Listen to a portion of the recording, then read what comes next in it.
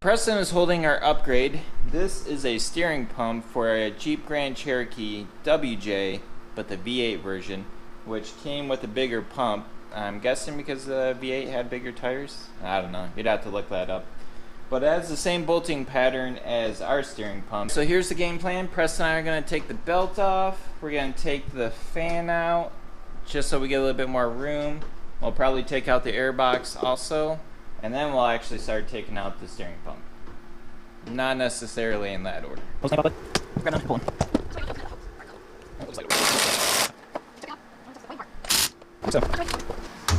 for it, bud. A while ago, Preston and I installed a fan override switch. Now, we did it on the other side of the plug because the plug is actually bad, so we kind of like skipped it. But now that's going to make it a little bit annoying trying to take this fan off, so a little bit of a regret, but not really. It is what it is. Well, we'll get it to work. Preston and I got the bolt off on this side, and as we're looking at this side, I jogged my memory that we actually didn't have a bolt over there when we were working on this. It was just loose, so we zip tied it. With the bolt and zip tie out, in theory you should be able to pull it straight up. However, on the very bottom there's two little clips. Our clip on the left side is broken, and the clip on the right side, it's next to impossible to get to and reach without taking some stuff out. So I'm going to just try to wiggle it up the best I can. Hopefully we don't break it. Otherwise we'll have just 0 clips on the bottom, a bolt in the top left, and a zip tie in the top right, holding our auxiliary fan in. Or we have to put zip ties at the bottom. Or we can put zip ties everywhere. With any luck, you can push in that clip without breaking it. We want the fan out so we can get to the pulley, but it's hard to get the fan out because of the pulley, which we can't get out because of the fan, which we can't get out because of the pulley, and I feel like we're in this constant loop of a struggle bus. The wires. Our wires might just be at their limit. Well, if our fan doesn't work after this, we know to check the wires that we've been just cranking on. What are we doing now, Presto? Taking the belt off. Let's get the belt off. We have a 15 millimeter. Going to hopefully loosen. Yes, loosen this pulley if it has enough strength. And then we're going to loosen this tension there both right here. So between the two of those, we should be able to get this belt off.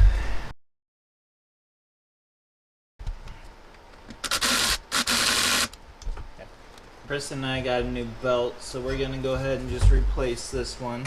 Take it all the way off. Okay. Presto, status update. Where are we at? Replacing the steering pump. Yes, we finally get to replace the steering pump after removing the air intake box and the auxiliary fan and serpentine belt. So we're going to try to siphon some of the steering pump fluid out before we undo hoses to try to minimize the mess we make. Stick this in here. It is spraying on the way. This is worse. That worked pretty good. Preston got a little bit of stuff on his leg because he wasn't holding it, but you know, the boy has to learn his lessons, right? All that came out of the reservoir. Preston got a catch pan underneath. Now we're gonna do 2 hoses. One's right here on the top, and then there's one on the bottom. I have a 5/8 wrench. Finally have it loose. So now we're gonna get this hose right here. Now that is a rubber hose attaching to a plastic fitting, and it's on there super tight, and there's a good chance you'll break the plastic. We're replacing it, so if that happens, it's not really a big deal. Oh, we broke it. We have a 13 millimeter long socket.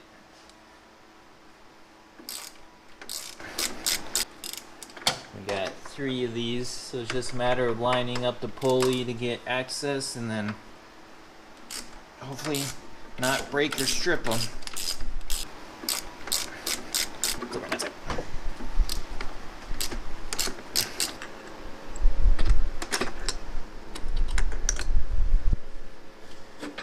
Mr. Presto. That is one pump out. Preston and I got the old steering pump out. Now the new one is lacking the pulley and some other little fixtures that we need to rob from the old one. Hey Preston, what's the main difference between these two pumps? It's the WJ one has another port. Yeah, exactly. The extra one. So the WJ, which is this one right here, looks really similar to the XJ, except for these two ports right here are different. So believe it or not, even though this port is in the same location as what used to be the XJ one, we're not going to use that one. This one right here is intended for an auxiliary coolant or something like that in the WJ, which we don't have.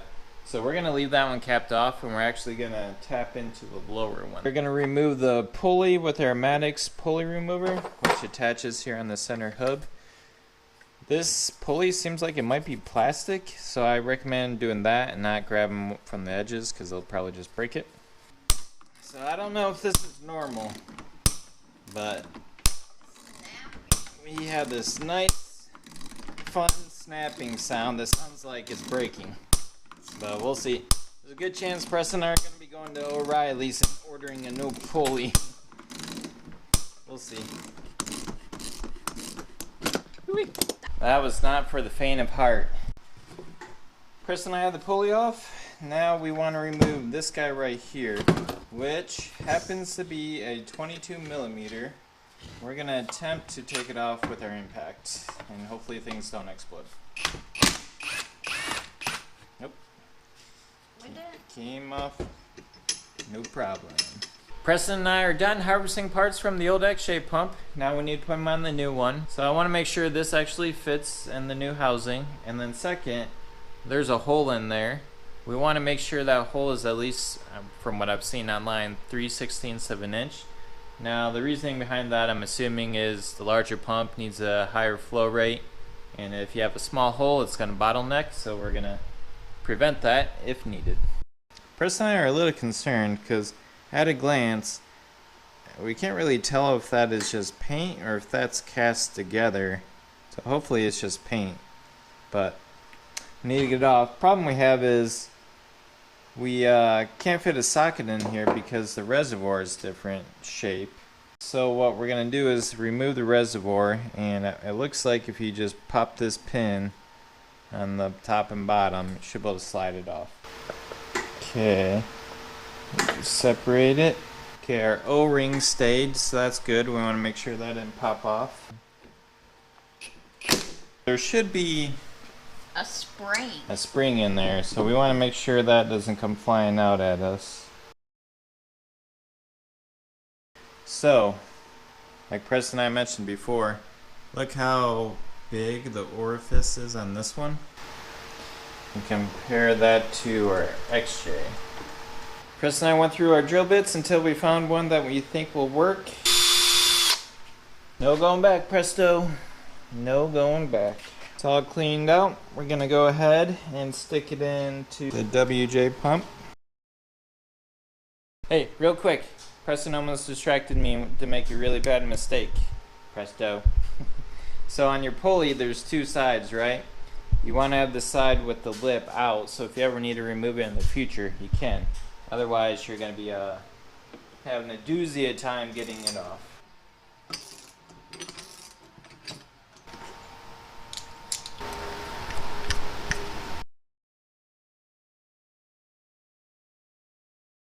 So again, we are not going to use this guy right here. We're going to keep that sealed shut. So we need to pry this off, and that's the one we'll be attaching our hose to with hose clamps. Forgot that we need to get that plastic piece out of our hose. So I'm going to try to pry that out real quick. Well, I gave it the old college try. I couldn't get it off, so I'm just going to chop it off.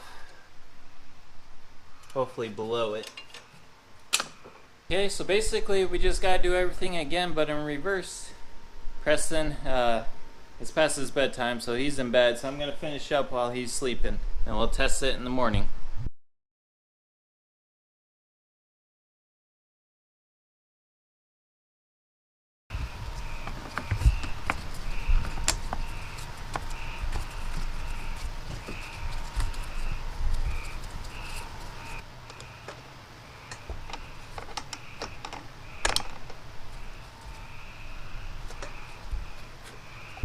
a new Saturday. Preston and I are back in the garage.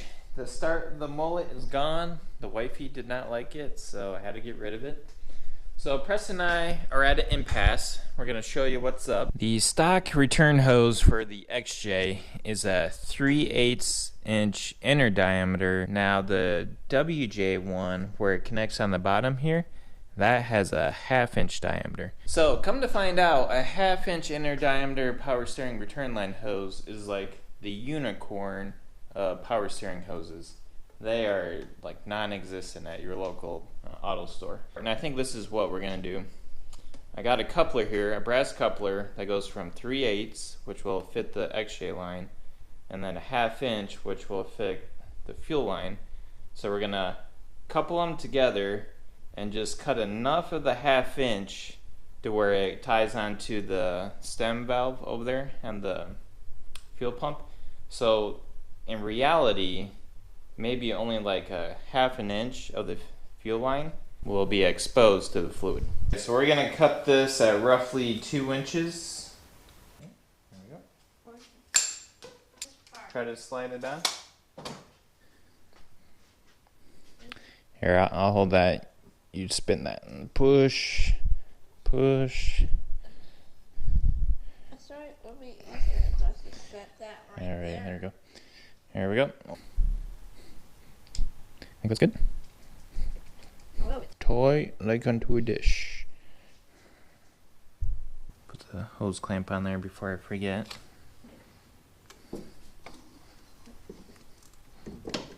Woo! That was a fumble-rooski. A fumble-rooski.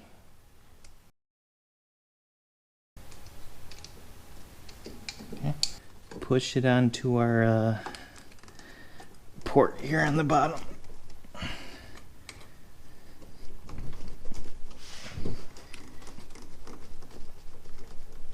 Alright, there she is in all of her hose clamp glory. Think that will work, bud? Yes. Me too. Well, looks like Preston and I are putting the old belt back in. I'll take this one back to O'Reilly's. Alright, well, good thing it's in pretty good shape still. Let's get her back in.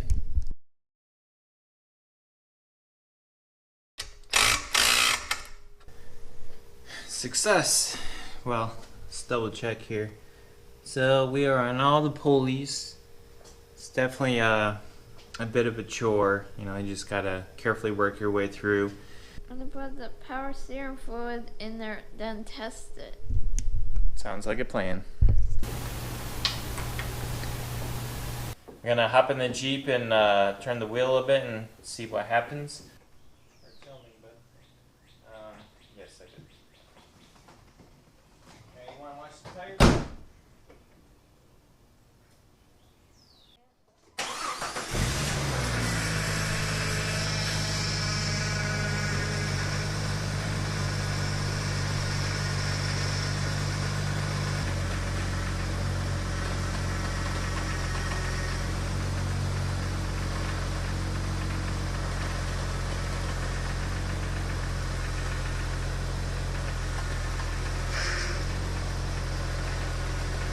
So I had the wifey get in the Jeep and turn the steering wheel so I could look inside the engine bay.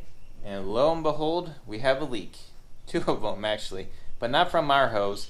I'll show the video, hopefully you can see it, but we got 2 little pinpricks on this, on the high pressure line going to the steering box and the rubber hose portion, and it just squirts out whenever you turn. So we need to replace that line, but we're not going to do it in this video. That's going to wrap it up for this one. So until next time, ciao.